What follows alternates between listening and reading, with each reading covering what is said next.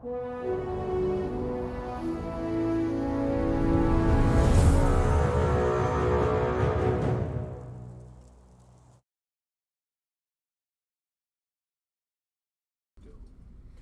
good afternoon, everybody. As always, how do I sound?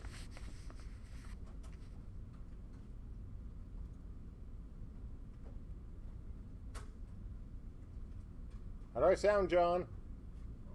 Rudolph Cabo says good. Xavier says can hear.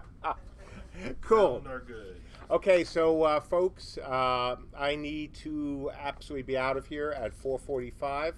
Hard stop. So I'm gonna try to speed through this to do some more Q&A. Q&A last week was great. There was some absolutely outstanding questions, and so I want to have as much time as possible for that. Of note, we're hoping to have a weekend test. We are vetting the version now. So anyone here in alpha, I think it's open to beta ones as well. Jump on in. Sorry, I forgot to take an allergy pill this morning, and it's just started to hit me.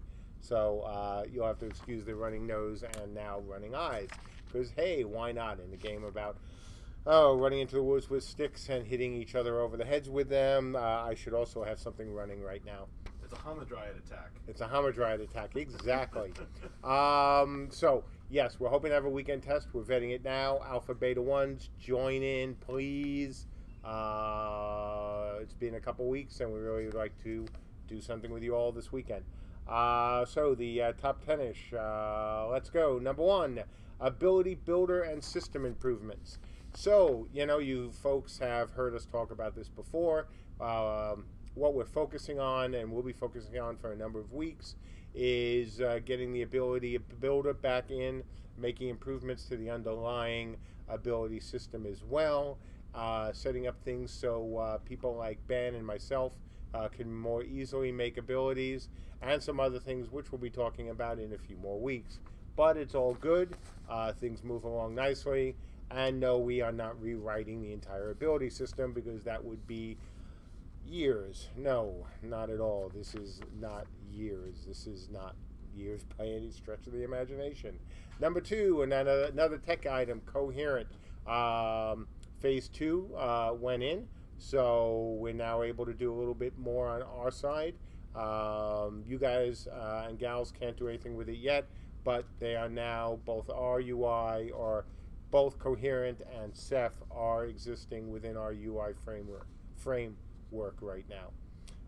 Number 3, another work in progress tech item, NPC pathfinding. So we're currently looking at a third-party nav mesh to make our NPCs actually a little bit better than being as dumb as rocks.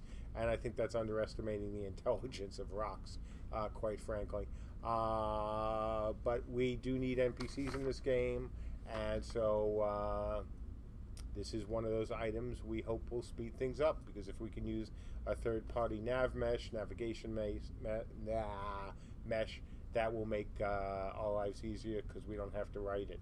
And since we are not a game that is based solely around NPCs by any stretch of the imagination, if this mesh does a good enough job, that will be, quite frankly, of course, good enough.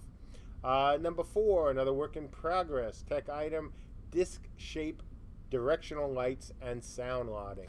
So I said last week that Dave was working on improving the lighting system for the game. That continues. Unfortunately, he had to stop because the shader compile time was so slow on his machine that it really made doing anything more kind of counterproductive. So he's got a new machine coming in. In the meantime, he went back and is doing more work on sound LODing. Number 5, mages and more mages. So this is a big deal. We're now looking, especially the art team and production, is looking at how much time and what assets are required for the mages from art as well as from sound. We're going to be doing that when that is done. We'll also, Ben and I will do another, once over on the current mages, and when that's good, we'll certify them for development and talk to you folks with a real presentation on mages. Number 6 is another tech item, arrow projectile improvements. So, I think this line says it best. Arrows will now no longer shoot through your face if your target is behind you. So they now use a cone in front of you. Because, yeah, shooting through their face is, kind of silly. But it's those kind of videos that we sometimes love. Though not as silly as a bug we saw this week that we've been working on. Where if you use an emote against a building, it would cause the server to be unhappy. Not to crash, but to be unhappy.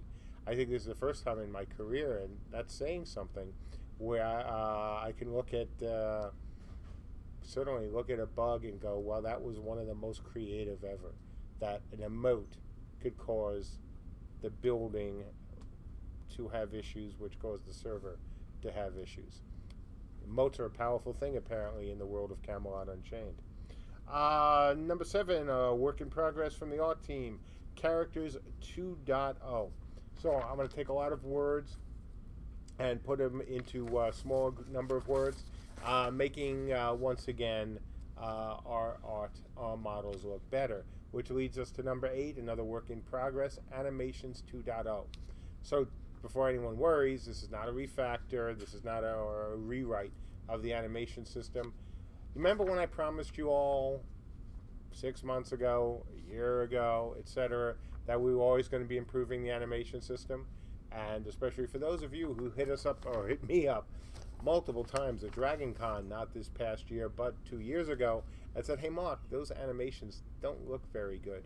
And I said to them, don't worry, it's going to get better. And then they got better, and they said, oh, hey, it looks a lot better now. I then said we're going to continue to make them look better. That's what's been going on this week, and that is a process that will continue. Essentially, what we've been doing is laying out the steps we need to improve things, steps we need to do to improve things, not only from a look and feel, but also from the artist's ability to create them. Number 9, another tech item, status and active effects. So Christina has been working on the relationship between statuses and active effects. Sometimes they need, a counselor to come in and work with them, sort out their problems. Yeah. No, what that essentially means is we can do more than we could before. So thanks to Christina for that.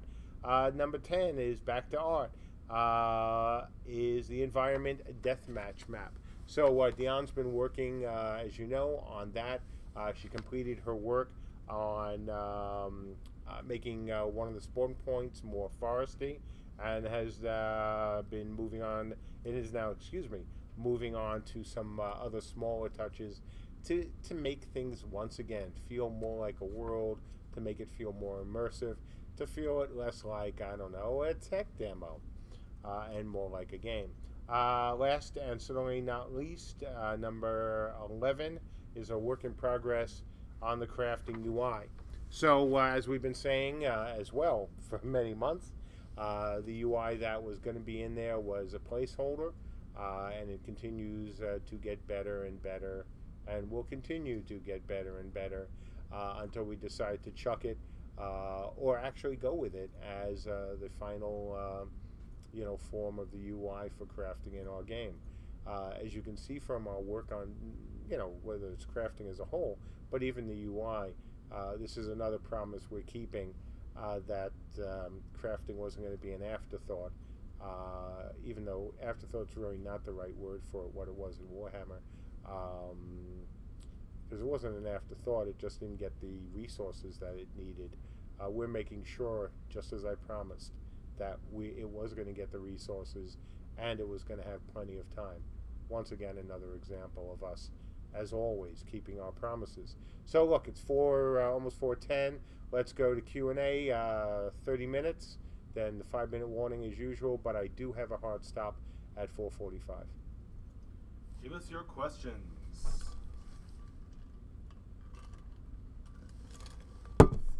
Hey, no questions. Time to go home. Yeah. Question from Sacrix. Will this refactoring /UI/tools for Ben of Ability System make it faster in the long run for adding more classes like shapeshifters before launch, and also leave things flexible if the ability system or body parts tied to ability system needs to be scaled back/removed with iteration? So, too many questions within one as usual. No surprise. It's not a real refactor, far from it, of the ability system. We're just spending a lot of time making sure what we're doing is right, making some changes to it. You know, when we rewrote the ability system, that was a big deal. If we had to refactor the entire system right now, that would be a much bigger deal, and we're not. We're streamlining some things, making it, again, easier for Ben to do things, as well as easier for the game to do things like air. So, you know, that's all being worked on, or will be worked on starting shortly. We've had, it's been a very good week of productive meetings. We had two of the remote engineers come over to visit us in Virginia, and they've been in meetings and sit-downs most of their time, so it's been pretty helpful. In terms of the other classes and possibly races, will this speed things up? We have so much work in front of us to bring in all those classes. I am not going down the path of you know, making a promise, or even a hint at a promise, or even a hint of a maybe of a promise at this point. Let's get the first trio of the official, though not final, of course, classes in, and then I'll be able to answer that question in a much, much better way. I can now. Adric Cortesia asks, how's the 64-bit client coming along? Remember, that doesn't get started until we get Coherent in. Mainly because if we go to the 64-bit client and we're using Ceph, they don't, at least our version of Ceph, they don't work well together. So we would be, if we did the 64-bit client now, we would have no game, you know, because there would be no UI. So, you know, just standing around there and doing nothing would be, you know, not very interesting. But it's the next major tech item once we get through Coherent. Odilvik says, Tinnis asks, how does archery minimum and maximum fall-off damage reduction work and interact with arrow speed? So that's something I know that Ben and Rob have been talking about, and we will continue to talk about that as we move forward with first the new classes, as well as the improved classes trio that we have right now. Undead Freddy asks, since certain time targets have been pushed back, is there a greater possibility of seeing spirit mages on launch? This is similar to Sacrix's question. So, you know, I can't say yes. I can't, because I don't want... One of the things about this campaign is we've made very few promises that, right from the beginning, you know, you see other devs who promise games will do this or do that, blah, blah, blah, blah, blah, and then they have to scale them back or cut them out entirely. We don't like doing that. I really don't like doing that at all. So all I'll say is, if things go well, would I like to see the addition of classes that were going to come in later? Would I like to see them in at launch? The answer is yes, very much so. But I can't promise. We're doing everything we can to bring in more engineers. But until we know that we are really going to be able to do that, I'm just not going to hint at that. It's unfair. It's unfair to you folks, especially those who have, you know, been so patient for so long. So, but know that yes, very much so. I'd love to get, you know, all the classes in at launch. I really would. Do I think it is doable in a perfect world? Of course, it's doable in a perfect world. But worlds are rarely perfect. Hamilpants asks, will we get to see any Dragon Con footage from a few weeks ago of any type? Maybe. And you shouldn't say it's really Dragon Con footage, because the Dragon Con footage is just now a little old, which is fun. So I think you'll probably see better footage than Dragon Con, and sooner than you might expect. Strike JK asks, can you give us a status update on a potential voice chat in CU? Is one planned? And if so, which one are you eyeballing with? Sigh. So, yeah. The answer is we're going to have voice chat, absolutely. The plan was to have Discord. We are based on what Discord is doing, some of the changes they're making. We're, rethinking things. But one way or the other, we will have voice chat and, of course, text chat, in our game. You could probably figure out who we might be talking to. Brando2 asks, with the complexity of character building between stats, armor, weapons, damage types, spell building, etc., do you see each class being very flexible and offering a surplus of viable and unique builds, or is there still going to be a best option for each? Well, you know what's going to happen. There'll be people who go, this is the OP build, this is the right build, this is the build that if you don't have it, we don't want you. Because people are going to say that no matter what game it is. But you're absolutely right. The variability that is built into the system should negate some of the truly bad consequences of some other games where you really do need certain builds to accomplish certain things, and there's no other choice. The difference is too great. We're hoping to avoid that. Sure. Will there be builds that are better for doing certain things? Well, of course. If you are looking to fight people who have fire abilities, you might want to have the resists. You might want to have abilities that would counter it, as opposed counter them. As opposed to abilities that fire was going to work better against. So there's a certain amount of choice that you have to make, and it's the right kind of choice. But it's not, and it shouldn't be, hopefully, the kind of, yes, in order to raid this dungeon, you must have this gear, be this class, with this talent tree kind of build. Raknok asks, will friendly fire team damage enabled? Will there be a friendly fire or team damage enabled server so we can accidentally, in quotes, bury teammates in rubble of a wall collapse? Yeah, that sounds like so much fun. It really does. I don't know if we'll ever have an FF server, let alone an FFA server. But we'll see. I might be willing to experiment if we had enough demand for it, but no promises on that one. Those things could be a lot of fun.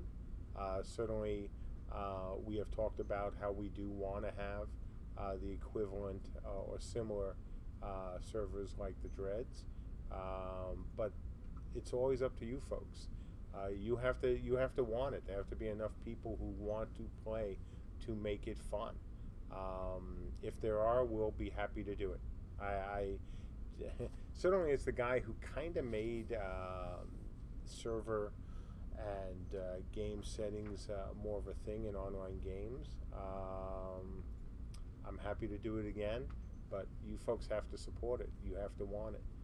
So, this is one of those things where you can really say as players, it's up to you. It's not really up to us, because I'll do it. I'll happily do it, especially for the lols.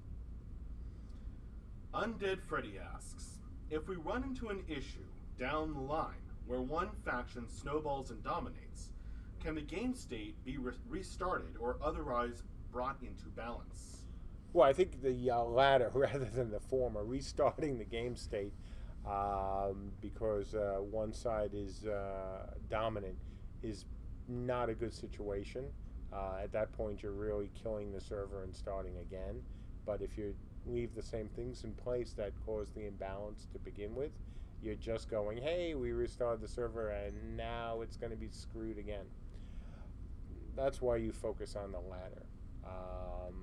If we can do the things that I know we can do, that I know will improve the situation when where Realm is outnumbered, then hopefully that kind of situation won't happen. Or if it does happen, you won't mind being on the outnumbered side. This is something I've said right from the beginning of this campaign. If we can make losing fun, whether it's fun in gameplay or fun because, hey, you know, we were outnumbered and I died a lot, but oh my God, did I get a lot of stuff for it? I'm kind of happy with this arrangement. I can live with that. And frankly, that would be something that I think you all would like a lot too. Sacrix asks, how are more hires coming, and will you continue, or do you have a specific number of hires in mind? Sacrix, you know I never announce new people until they've been here 30 days, but I can say hiring is going well. Interviews and resumes are crossing my desk at really high numbers, which is good. We've had quite a few very interesting candidates in the last few weeks, but you know, we're picky. We really are. And it's, I know it's sometimes for some people hard to understand how a studio that is in need of people can be so picky. And I will always default to the same thing both Andrew and I believe very much in, is that, you know, the wrong person can do way more damage than, you know, just a good person brings. And so we're being really careful. And we can say, you know, without any fear of contradiction, that we have an awesome team, a very talented team, and, you know, even more importantly, a team of really good, you know, men and women. You know, it's rare in the game industry, especially, you know, these days, unfortunately, I think to have a kind of studio where, you know, we really have stocked it with good people, with an environment that is really supportive of everybody, and a kind of ruthlessness about making sure that that stays that way. It's something that if any of you who are listening have sat in on my interviews, you know what I ask prospective candidates. You know what I say to prospective candidates. And, you know, it's thanks to that and, you know, the kind of technical vetting that Andrew, you know, would do, and now the group vetting we do as well, that we have a team that I am very proud of, not as just professionals in terms of their job, but in terms of professionals and in terms of people, being really good people. And I am, as always, very proud of them, and will do anything and everything to keep it and to protect them and the studio's culture. Vesir1 asks, how many different armor looks per armor type, chain, plate, etc., or faction, are you shooting for on launch? I'd hate for crafters to only have to choose between two styles for a leather piece, for example, so everyone from a class doesn't look the same. Yeah, so that's a trade-off for us, right? The key is going to be how much art we can do ourselves along with outsourcing. I am hoping we'll have more than we said we would have in the beginning. And the thing to keep in mind as well with crafters, as you know, while look is important, your ability to determine the abilities of that armor is even more important. Just same as weapons or anything to do with the item. So we know we will never be able to compete with you know, the amazing look of Black Desert Online, for example. But that's okay, because we're not going and playing in that, you know, part of the you know, game pool. But I think you'll like what you see, and if things go really well, I hope you'll like the additional both armor and weapon, not just items, and other things and animations we'll get depending on how development goes, and more likely outsourcing goes, because we have no desire to build up the art team here to a huge number, but we do have a desire to outsource a lot of it and keep all the creative here as well.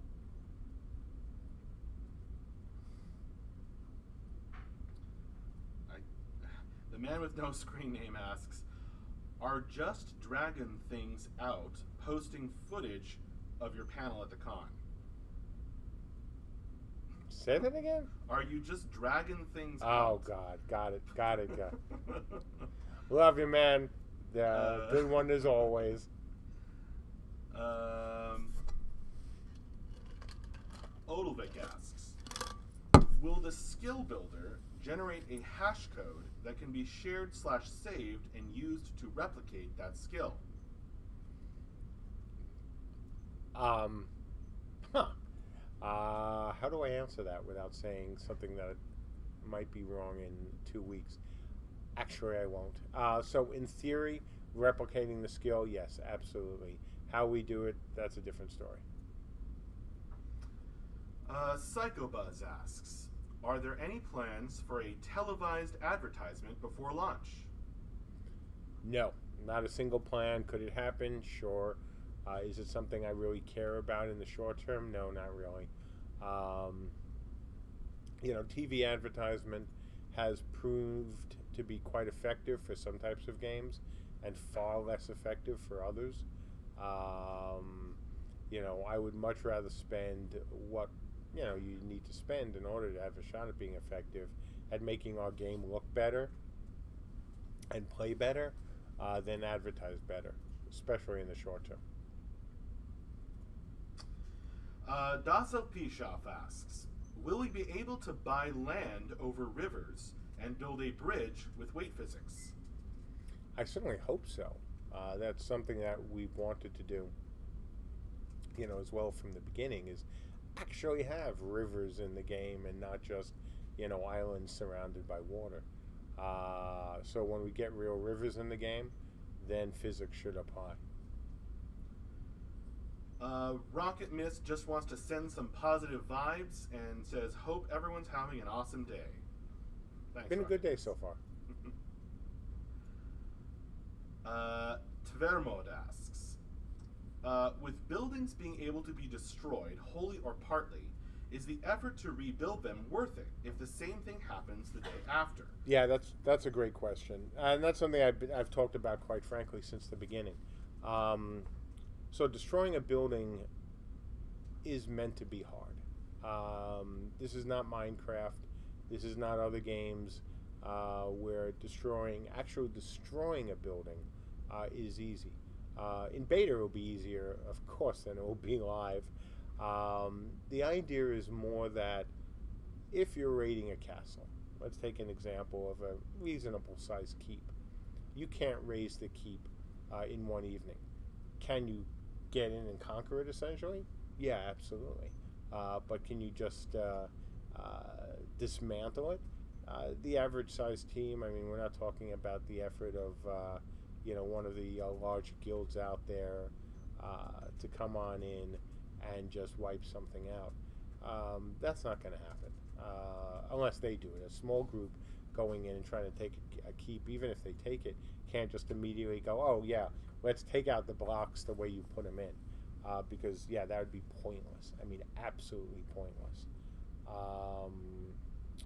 On the other hand, if you have things that are much easier to destroy, or the goons come in and will take out a keep, how much of an effort is it to rebuild it? Well, we've said from the beginning that that's why you have blueprints, and that's why you can hire either other players or even NPCs to rebuild, and that the rebuilding process is going to be easier. And no, of course, you can't use real money to speed things up. I didn't think you were asking it, but just in case somebody's thinking it, that we might use that as a cash shop type of item. No, not in this or any other lifetime. Not certainly with this game. So yeah, it's going to be absolutely worth it. Now, on the other hand, if you're throwing up a shack on the edge of the other realm's territory, yeah, pretty much expect that that shack is going to get trashed, which is why you don't throw up a shack right on the edge of the other side's territory, because they're just going to come over the night, sometime in the evening or the early morning and do damage to it. It's a shack, but considering the amount of effort it would take to build a shack, I don't think you would have any expectations that that wouldn't happen. Nemi the Nemesis asks, what's the thought process / future ideas for small-scale buildings for small groups, setting up quick choke points, sabotage, etc.? Yeah, that's actually a very good question. Thank you. Yeah, that's actually something that we haven't really talked about a lot yet, but there is a place for this. A place for that as well in this game. Sorry, I've been talking a lot the last few days. May have to talk later. So I don't know the answer. I can't give you the answer now other than to say, yes, it is something that we think has an absolute role in this game. Just as if you look at the places of power, there are bigger ones and small ones, as I've talked about from the beginning. Odilvik asks, does temperature play a part in the game? For example, in the winter, might your breath be visible as a clue to the location of a camouflaged archer? Nice. Would we like that to happen? Absolutely. I've also said that from the beginning, that weather, rain, things like that, I'd love to have an effect on the game. We'll see if we can get to it. That's the sort of thing that you could certainly use to hype up the game a little bit, but it is something that I know Andrew and I have talked about, and of course it would be really cool. If it's too cold as well, archers' bows might not work as well. If it's wet, the bows might not work as well. If you're running in mud, you won't move as quickly. So would we like to have all that? Absolutely. Could we do it today? Not a chance in hell. Could we do it in the future? Absolutely. Strike JK asks, is there a specific time frame in which you plan to introduce EU servers, beta 2, 3, etc.? Beta 1. Sorry, Strike. Beta 1. We've been first with GDPR, and then obviously getting into Beta 1. We haven't had the time to do some of the exploration that we had hoped of that. We haven't actually been talking to our friends at another cloud service provider for a few weeks because we've been so busy doing what we've been doing. But yes, definitely Beta 1, absolutely, positively. We'll be testing it, with you folks. A time frame, I honestly don't know because it's not on the schedule right now. Because again, we got to get through all the tech stuff we're getting through now.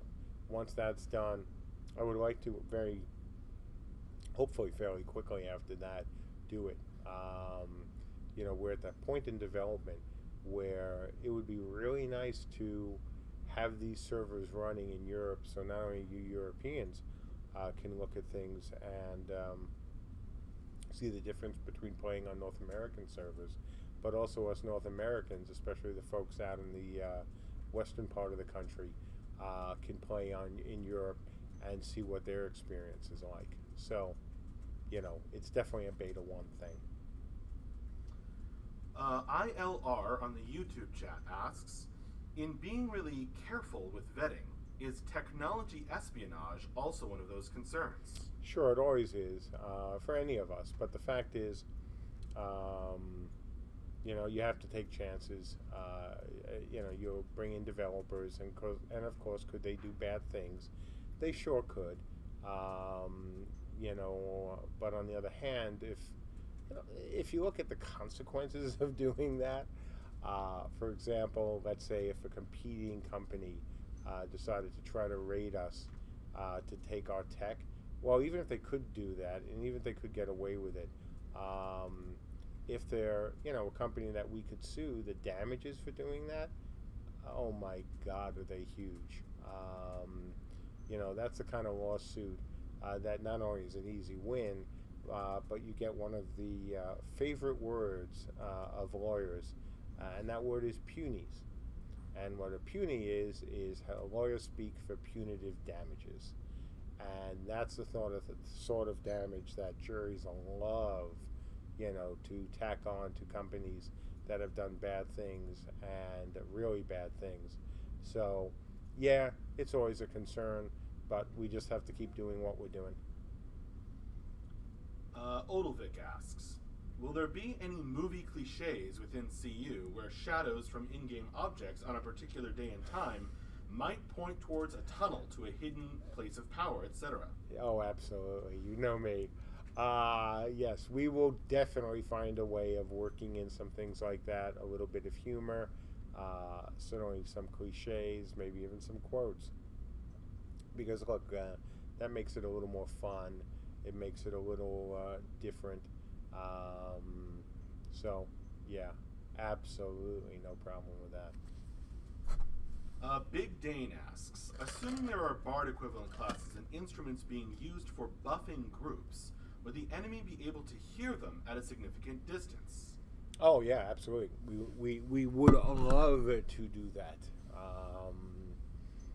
That is something that I think is relatively important in a game like ours. If you couldn't do it with sound for whatever reason, you could always simulate it as well through VFX, so somebody in the distance could see that there's, music playing, as opposed to also being able to hear the sound. Strike asks, any news when you want to introduce the tier updates? Can you spoiler us some details? I said this last week. The only reason we're not talking about it now, well, certainly the main reason, is we're still not ready to stream. I know some of you folks probably find it weird, and certainly some of the people who've refunded find it weird too. But we're doing things the right way. We're going to wait when, we can stream, when we're ready to change the refund policy. At the same time, the reward policy will go up, because that's the right way to do things. It is not right for us now to try to induce people to pledge more or to do more until, everyone gets a chance to see what some of you have seen up to now. Tvermod asks, so will river physics also have an outside force movement on your body included? I have no idea. I'd have to ask Andrew and or Rob. I'm sure the answer would be yeah, if at all possible. Undead Freddy asks, is the goal going to be to capture enemy buildings or specific locations that, because of their value, the enemy has built fortifications on? Sorry, both, actually. It's... I can't go into any detail without explaining some other things which I'm not ready to explain yet. But there is, the places of power and other things that will be happening. Will make things very clear about the kind of objectives both large and small groups will have within the game. So there's always something to do at night, besides just go out in 8-mans and roam, the frontier. 5-minute warning, folks, or pretty close to 5-minute warning. Strike JK asks, will we be able to steal materials from other realms that we aren't originally able to produce, and then use those to craft special hybrid items? Maybe not hybrid items, but to craft items using it, yeah, absolutely. Absolutely, yeah, being able to take materials from the enemy is important. Brando2 asks, if you get to a point where you can fit one extra class in before launch, What is your priority class? Well, priority is what I think should go in versus what I'd like to go in. I'll default to what I'd like to go in on a personal, just purely personal level. This is not what I think should go in, which I won't talk about. But what I think, what I would like to have, from my perspective only, just me as a gamer, spirit mages. I think they're going to be just awesomely cool. Fun. They're going to be visually appealing. I look forward to playing them. Medic asks, what's the status on a Beta 1 roadmap or checklist for Beta 2? Oh, we're not even thinking about that yet. Let's get through all the big tech items. Let's get through all the big, tech items. Building destruction, obviously, coherent, 64-bit client. Because until those things are done, especially the 64-bit client, there'll be some things that, we can't really decide if we're going to do them yet. If there's any, not that we anticipate any issue with the 64-bit client, but I want to get through these things. And then we as a team will sit down, and we'll probably do it before we get through that, of course. We can really sit down and go, okay, what are the big, next steps for the game, and because some of that is technical, not just gameplay. Gameplay, we know what classes we're going to do. We're talking about what features we want to do next. But the real focus has to be get this stuff done first, and then we can start to really talk. Not only here, talk to you folks about it, but do understand that classes is absolutely my number one priority once we get past tech. I want to get as many classes in as possible, whether either before launch or, before launch. And I certainly want to get them into the beta, as soon as possible. Again, being in line with what I've always said is we've got to do it in the right way. We can't put them all in at the same time because that would be dumb. But I do want them in as quickly as we can. All right, this might be a nice question to end with. Let's see. Lotta Green asks, after stumping you previously with the most memorable thing from a previous project's beta, can you regale us with a tale about the hardest to squash bug that turned out to have a super simple solution from a prior beta or earlier phase? The one I remember most was actually a Dark Age of Camelot bug. We were having an issue with the combat system. And man, oh man, was that thing nightmarish. It's one of those stories that, and there's not much to the story, but it's one of those stories that I try to remind people here whenever possible. We were having problems with the game, and I believe it was just after launch, so it might have been before. It's been a while since I actually thought of the timing of the incident as opposed to the incident. And the programmer who was looking at it, who I won't mention because it might seem like he wasn't good, and no, he was awesome. He spent over 2 weeks trying to find this bug in the combat computation. And, we were all getting frustrated with it. He was getting frustrated with it. The rest of the guys who were involved were getting frustrated with it. And it literally took over 2 weeks. I think it was 2.5 weeks before he even found out what was causing the bug.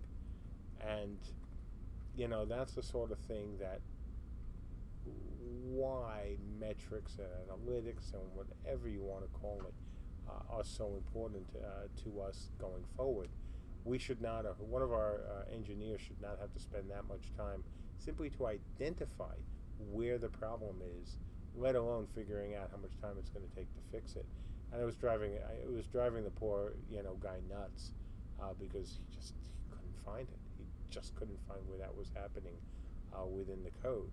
Now, it's also a different age. I mean, you're talking about 2001 versus 2018. And so the tools are so much better. But that is something that, has troubled teams and will continue to trouble teams, forever, which is actually finding the cause of bugs.